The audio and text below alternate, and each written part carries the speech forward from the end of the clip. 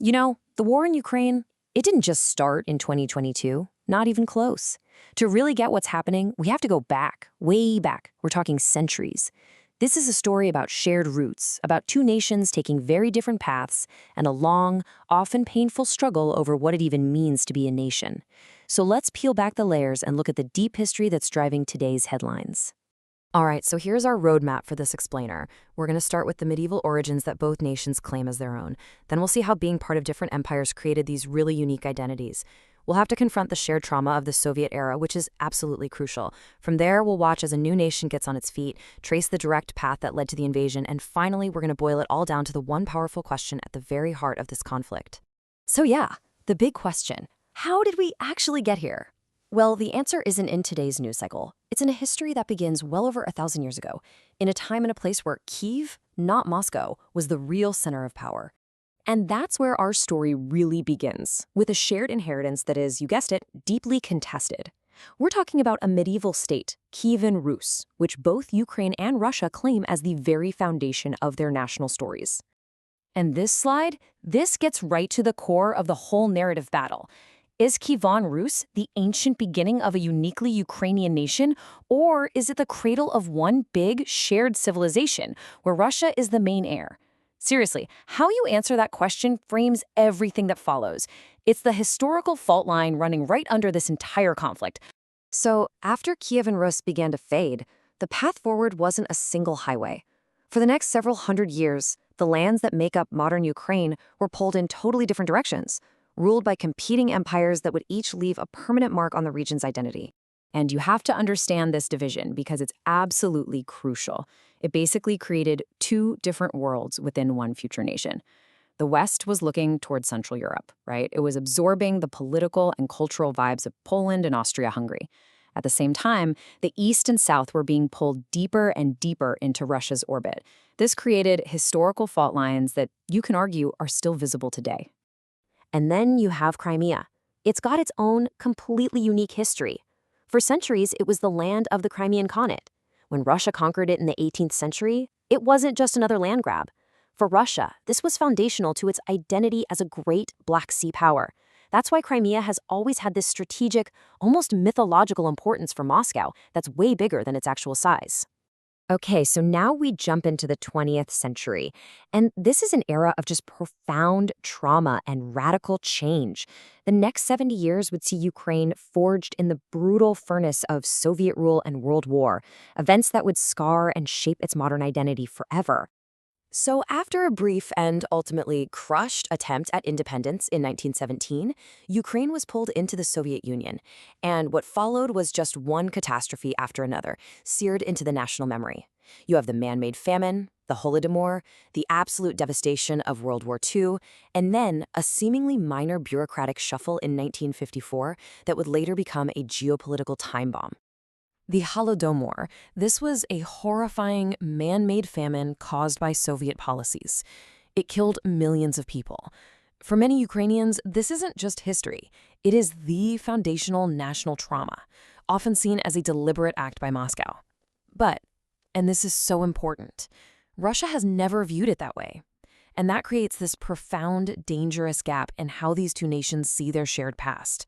And this little fact just perfectly shows how history can turn on a dime. In 1954, moving Crimea from the Russian Soviet Republic to the Ukrainian one was just internal paperwork. It didn't mean much. But when the USSR collapsed and those internal lines suddenly became international borders, well, that little administrative act became a geopolitical time bomb just waiting to go off. The fall of the Soviet Union in 1991. That's our next big chapter. Ukraine is reborn as an independent nation for the first time in centuries. But this new freedom came with a heavy legacy of insecurity and one very big question. What do you do with the world's third largest nuclear arsenal, which just happens to be on your soil? So this was the grand bargain that was supposed to secure Ukraine's future. Think about it.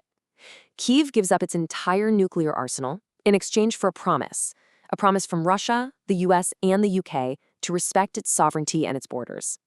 So when Russia later violated that promise, it didn't just break a treaty. It completely shattered Ukraine's trust in the whole idea of international security. For the next 2 decades, Ukraine's reality was this constant tug of war. On one side, you have these incredibly deep economic, cultural, and family ties pulling it toward Russia. But on the other, there's this powerful desire for democracy, for prosperity, pulling it toward Europe. This delicate, difficult balancing act defined the nation. But a balancing act like that, it can't last forever. As we get into the 21st century, it starts to break down.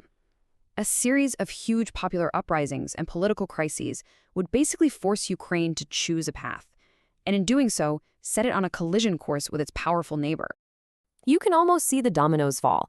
It really starts in 2004 with the Orange Revolution, which showed that Ukrainians would take to the streets for democracy.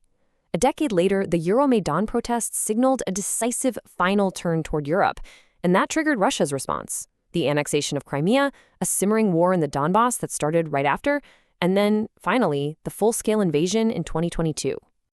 And just look at how differently this one pivotal event was seen. It's like night and day. For its supporters, Euromaidan was a revolution of dignity, a popular uprising for European future. For the Kremlin, it was a violent Western-backed coup that illegally kicked out a legitimate government.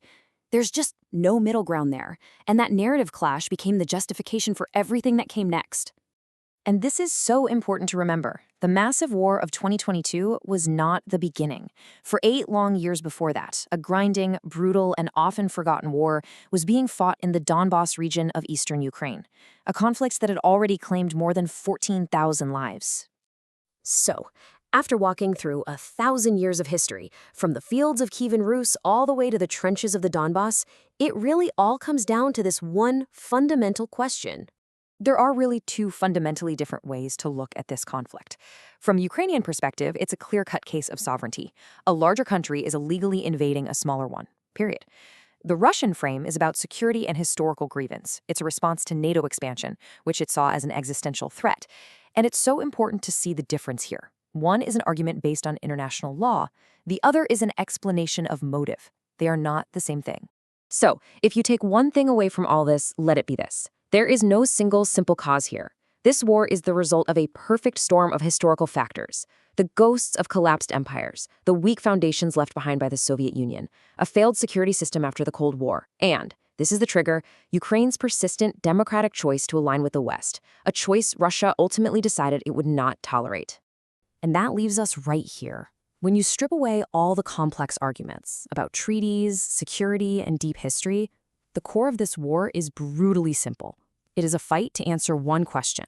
Is Ukraine a real sovereign nation, free to choose its own destiny? Or is it just a lost piece of an old empire, forever bound to its neighbor's will? The answer to that question is going to define the future of Europe.